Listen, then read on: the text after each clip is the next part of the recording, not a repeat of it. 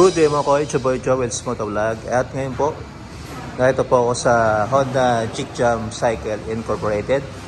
Located po ito sa Lanoy Subdivision, Barangay Kalumpang, General Santos City. At ngayon, i-review natin tong bagong Honda RS. So mag-start muna tayo sa kanyang body. So start tayo sa may kanyang headlight. Ayan. So naka-bug tag pa din ba siya mga koy? Ayan. Kayang left and right signal. So ang kulay nito mga koy is matte axis gray metallic. So dalawa lang po yung variant ng kulay. Merong Victory red. Ayan. So ngayon ito yung muna yung gray metallic. Ayan. So tayo sa may kanyang fender, maganda rin. Maganda yung pagka-matte niya mga koy. Solido. Napansin mo talaga na matibay siya. Ayan. So ito po yung naka-disc brake and single caliper. Ang kanyang size ng gulong sa harap is 70 by 90 by 17. Ayan. So kanyang decals mga koy, may Honda dito na kulay red, tapos light gray, tapos white. Ayan. So nag-iba na kanyang decals mga koy. Ayan.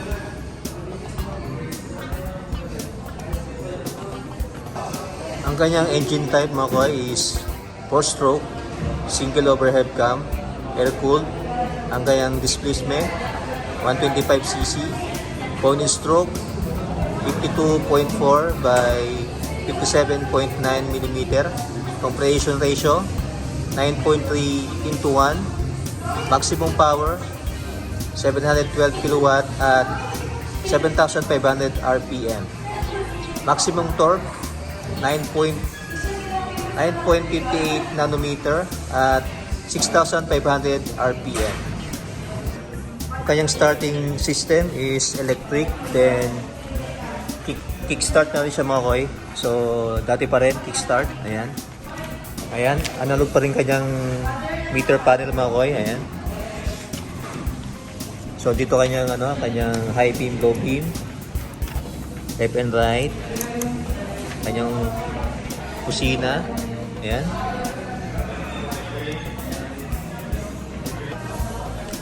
Ganda yung pagkakon niya dito, lagyan ng emblem na Honda dito. Ganda.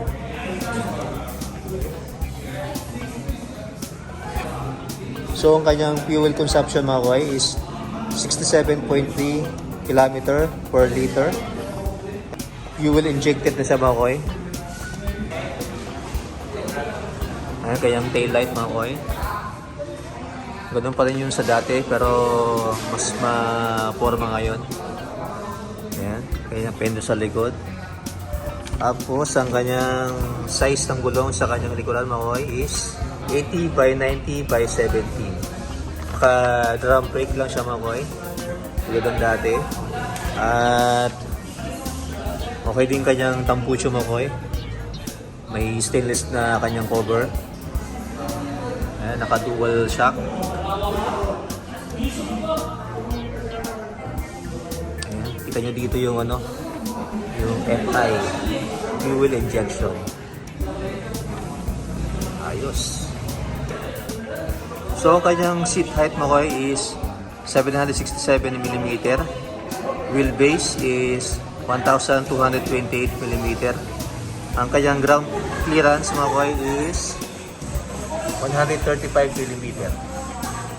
Ayan. So, check natin yung kanyang price mo koy.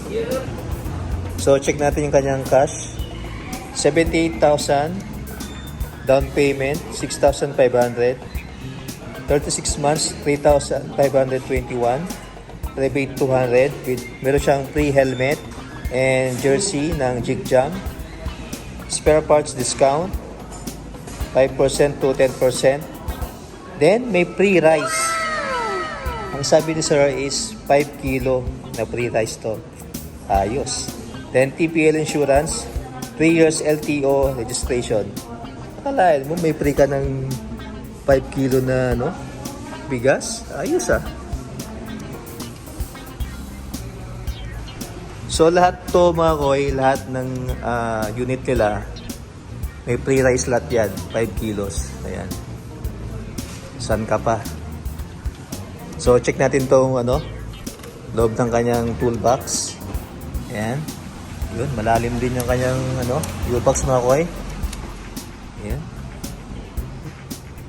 Ayan.